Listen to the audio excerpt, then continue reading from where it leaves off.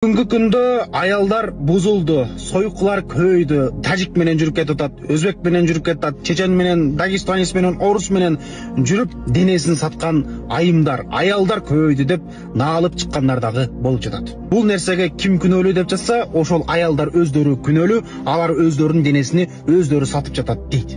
Алар ойногонунан, күлгөнүнөн, жыргаганынан Россияга барып өзүнүн денесин сатпай атса керек, балким.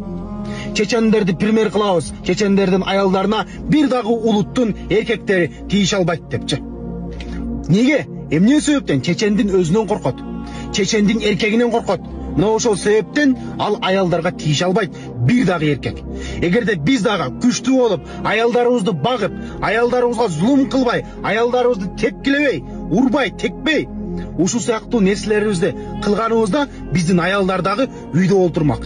Биздин аялдарыбыз дагы үйдө балдарды бакмак. Биздин аялдар дагы үйдө балдарыбызга жакшы тарбия бермек. Иштеп көчөгө чыгып өзүнүн денесин сатмак эмес. Биз эркектердин лох болгонуга байланыштуу ошол биздин аялдар, биздин эже карындаштар Москвада болобу, Германияда болобу, Америкада болобу денесин сатып иштеп жатат. Бул нерсеге аялдар күнөөлүү эмес эч качан. Бул нерселердин бардыгына эркектер күнөөлүү. Аталар күнөөлүү, байкелер күнөөлүү, тайкелер күнөөлүү, инилер күнөөлүү.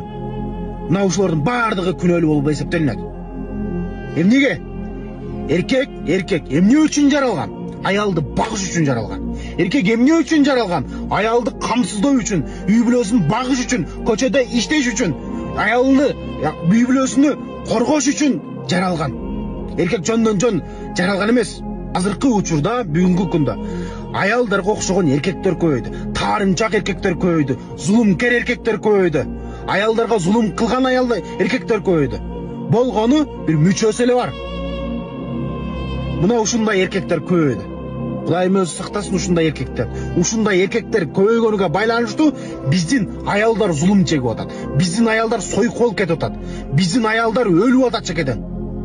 Биздин аялдар ошол жашоодон тажап, акча деп чет мамлекеттерде жүрөт.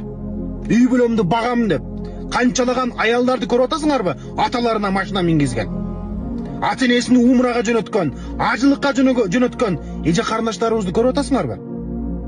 Эркек кылбаган, эркек кыла албаган нерсени аялдар ошол аялдар кылып атат.